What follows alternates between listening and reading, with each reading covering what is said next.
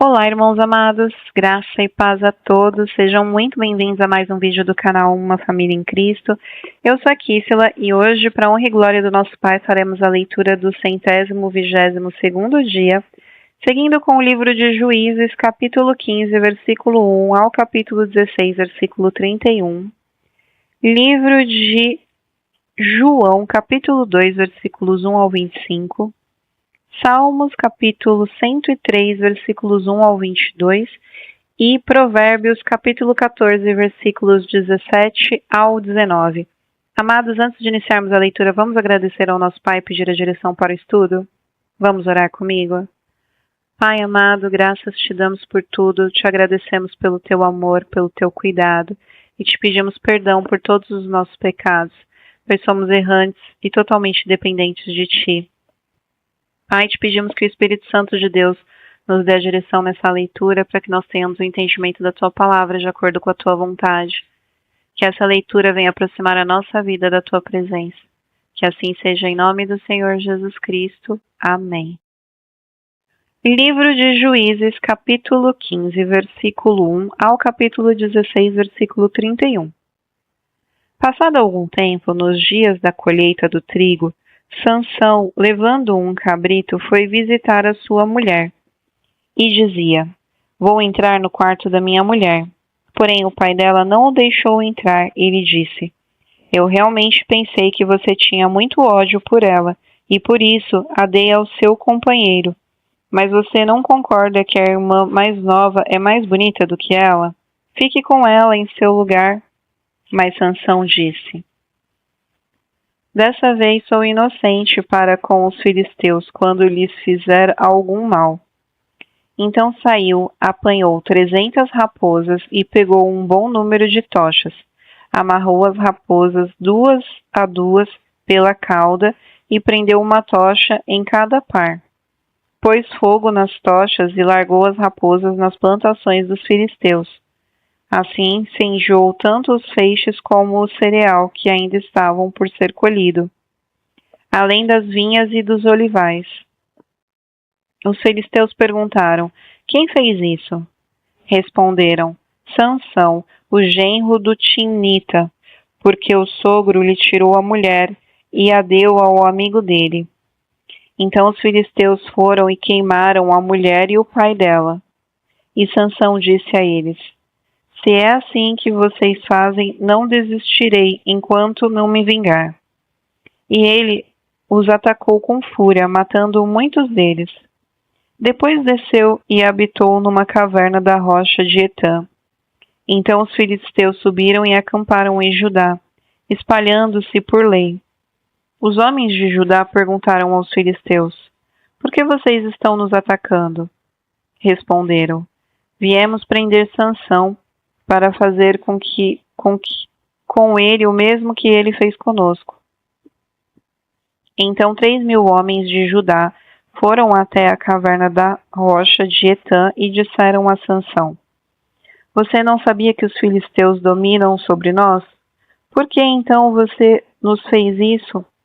Ele lhes respondeu: "Assim como fizeram comigo, eu fiz com eles."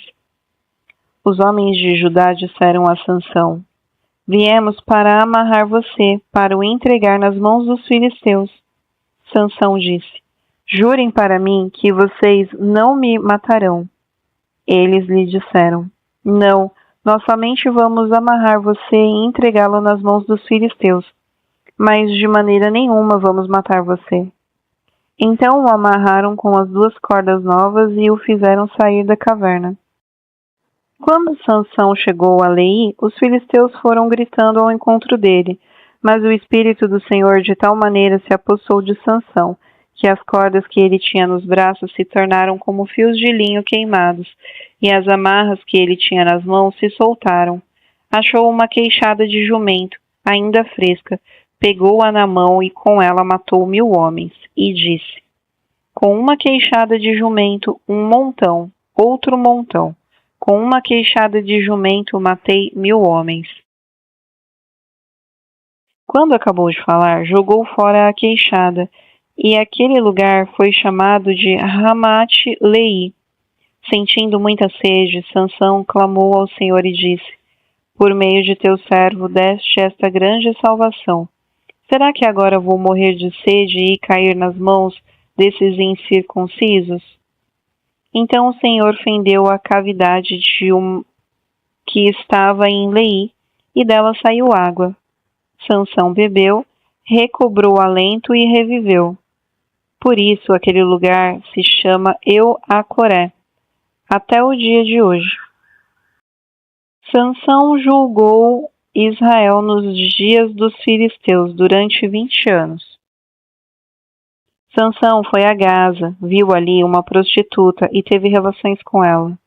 Foi dito aos gazitas: Sansão chegou aqui. Eles cercaram o local e ficaram a noite toda esperando por ele, às escondidas, no portão da cidade. Ficaram em silêncio durante toda a noite, pois diziam: Vamos esperar até o raiar do dia, então nós o matamos. Porém, Sansão ficou deitado somente até a meia-noite. Então se levantou, pegou ambas as folhas do portão da cidade e as arrancou juntamente com os seus batentes e a tranca. Pôs tudo sobre os ombros e levou ao alto do monte que está em frente de Hebrom. Depois disso, Sansão se apaixonou por uma mulher do vale de Soreque, a qual se chamava Dalila.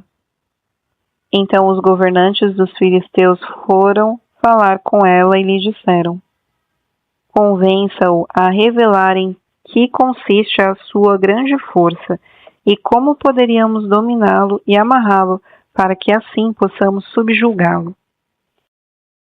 Então Dalila disse a Sansão: Peço que você me conte em que consiste a sua grande força e com que você poderia ser amarrado e subjugado. Sansão respondeu: Se me amarrarem com 7 cordas de arco ainda úmidas, ficarei fraco e serei como qualquer outro homem. Os governantes dos filisteus trouxeram a Dalila 7 cordas de arco, ainda úmidas, e com as cordas ela o amarrou. Dalila havia deixado alguns homens escondidos no seu quarto. Então ela disse: Sansão, os filisteus vêm vindo aí.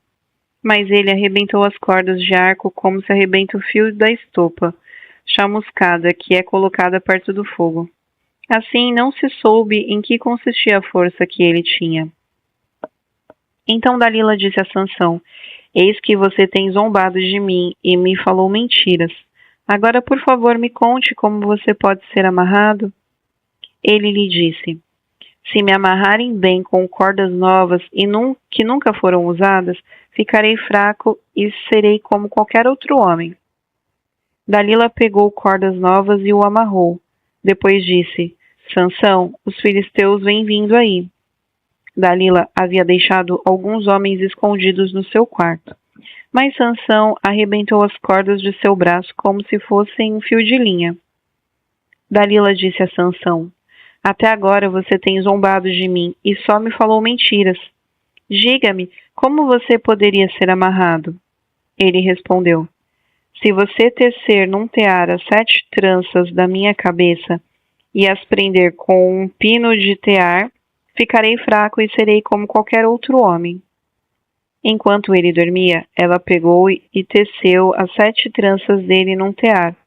Prendeu-as com um pino de tear e depois gritou: Sansão, os filisteus vêm vindo aí. Mas ele despertou do sono, arrancou o pino e tirou o cabelo do tear. Então ela disse: Como você pode dizer que me ama se não me revela o seu segredo? Por 3 vezes você me zombou e ainda não me contou em que consiste a sua grande força. Ela o importunava e pressionava-o todos os dias com a mesma pergunta, de modo que a alma dele se angustiou até a morte. Então ele contou o seu segredo, dizendo: Nunca foi passada uma navalha na minha cabeça, porque sou nazireu consagrado a Deus, desde o ventre de minha mãe. Se o meu cabelo for cortado, a minha força irá embora, ficarei fraco e serei como qualquer outro homem. Quando Dalila viu que ele lhe havia contado seu segredo, mandou chamar os governantes dos filisteus, dizendo: Venham mais esta vez, porque agora ele me contou o seu segredo. Então os governantes dos filisteus vieram até ela e trouxeram com eles o dinheiro. Dalila fez com que Sansão dormisse no colo dela, e tendo chamado um homem, mandou raspar-lhe as 7 tranças da cabeça. E assim começou a subjugá-lo.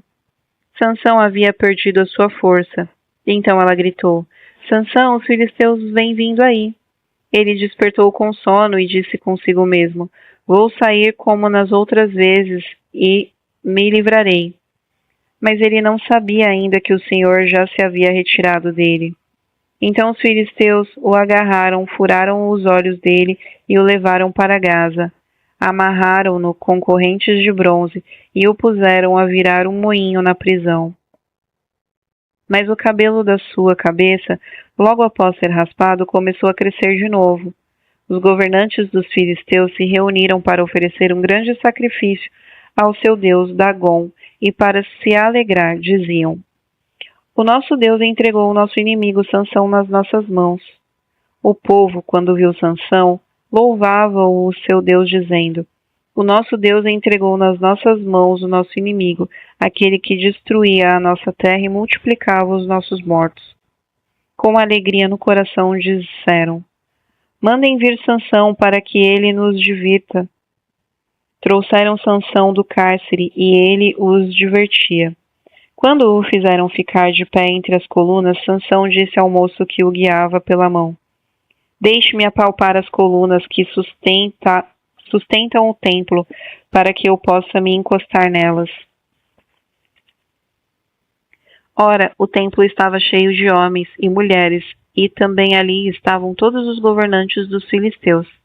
E sobre o teto havia uns 3.000 homens e mulheres que olhavam enquanto Sansão os divertia. Sansão clamou ao Senhor e disse: Senhor Deus, peço-te que te lembres de mim.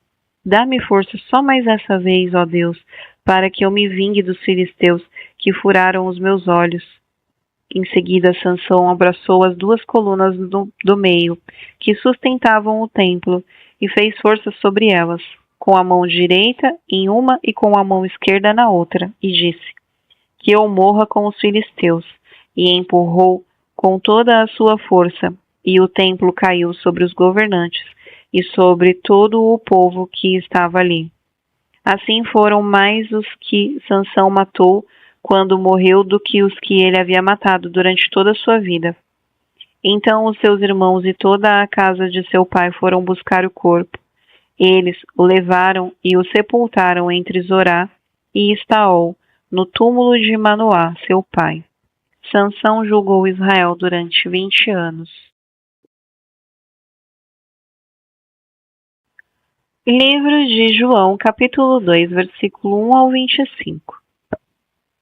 3 dias depois, houve um casamento em Caná da Galileia, e a mãe de Jesus estava ali. Jesus também foi convidado com os seus discípulos para o casamento. Tendo acabado o vinho, a mãe de Jesus lhe disse: Eles não têm mais vinho. Mas Jesus respondeu: Por que a senhora está me dizendo isso? Ainda não é chegada a minha hora.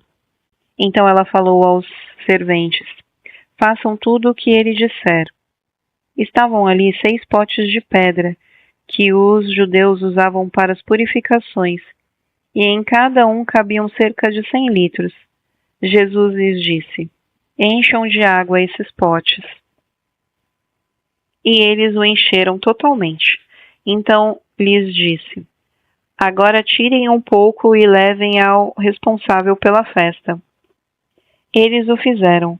Quando o responsável pela festa provou a água transformada em vinho, ele não sabia de onde tinha vindo. Por mais que os serventes que haviam tirado a água soubessem, chamou o noivo e lhe disse: Todos costumam servir primeiro o vinho bom, e quando já beberam muito, servem o vinho inferior. Você, porém, guardou o melhor vinho até o final. Assim, em Caná da Galileia, Jesus deu início aos seus sinais. Ele manifestou a sua glória e os seus discípulos creram nele. Depois disso, ele foi a Cafarnaum com sua mãe e seus irmãos e seus discípulos e ficaram ali não muitos dias. Estando próxima à Páscoa dos judeus, Jesus foi a Jerusalém e encontrou no templo os que vendiam bois, ovelhas e pombas, e também os cambistas assentados. Tendo feito um chicote de cordas, expulsou todos os do templo, com ovelhas e os bois. Derramou o dinheiro dos cambistas pelo chão, virou as mesas e disse aos que vendiam as pombas: Tirem essas coisas daqui. Não façam da casa de meu pai uma casa de negócios. Os seus discípulos se lembraram que está escrito: O zelo da tua casa me consumirá. Então os judeus lhe perguntaram: Que sinal você nos mostra para fazer essas coisas? Jesus lhes respondeu: Destruam este santuário e em 3 dias eu o levantarei. Os judeus responderam: Este santuário foi edificado em 46 anos e você quer levantá-lo em 3 dias? Ele, porém, se referia ao santuário do seu corpo. Quando, pois, Jesus ressuscitou dentre os mortos, os discípulos dele se lembraram que ele tinha dito isso e creram nas Escrituras e na palavra de Jesus. Estando Jesus em Jerusalém durante a festa da Páscoa, muitos creram no seu nome quando viram os sinais que ele fazia. Mas o próprio Jesus não confiava neles, porque conhecia a todos, e não precisava que alguém lhe desse testemunho a respeito das pessoas, porque ele mesmo sabia o que era a natureza humana.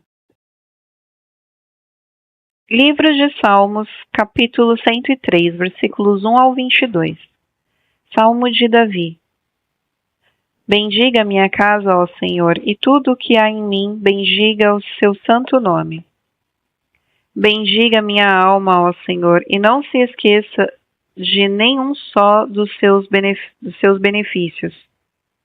Ele é quem perdoa todas as suas iniquidades, quem cura todas as suas enfermidades, quem da cova redime a sua vida e coroa você de graça e misericórdia. É ele quem enche de bens a sua vida, e de modo que a sua mocidade se renova como a da águia. O Senhor faz justiça e julga todos os oprimidos. Manifestou os seus caminhos a Moisés, e os seus feitos aos filhos de Israel. O Senhor é compassivo e bondoso, tardio em irar-se e rico em bondade. Não repreende perpetuamente, nem conserva para sempre a sua ira. Não nos trata segundo os nossos pecados, nem nos retribui conforme as nossas iniquidades. Pois quanto o céu se eleva acima da terra, assim é grande a sua misericórdia para com os que o temem.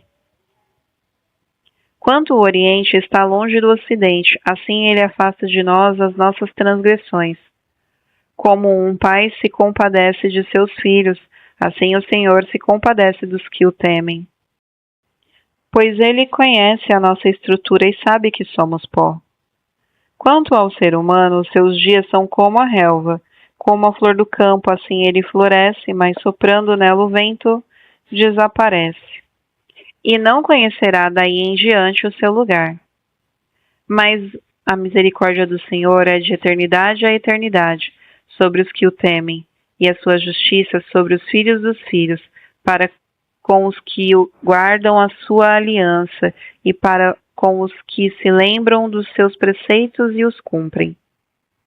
Nos céus, o Senhor estabeleceu o seu trono, e o seu reino domina sobre tudo. Bendigam o Senhor os seus anjos, valorosos em poder, que executam as suas ordens e lhe obedecem à palavra. Bendigam o Senhor todos os seus exércitos, ministros seus que fazem a sua vontade. Bendigam o Senhor todas as suas obras, em todos os lugares do seu domínio. Bendiga minha alma o Senhor. Livro de Provérbios, capítulo 14, versículos 17 ao 19. Quem logo se irrita comete loucuras, e aquele que tem más intenções será odiado. Os ingênuos herdam a tolice, mas os prudentes se coroam de conhecimento. Os maus se inclinarão diante dos bons, e os ímpios farão súplicas junto à porta do justo. Irmãos amados, aqui finalizamos mais um dia da nossa leitura e é um prazer ler as Escrituras para vocês. Eu desejo que vocês tenham um ótimo dia. Os espero amanhã para o nosso próximo estudo. Um beijo e que Deus os abençoe.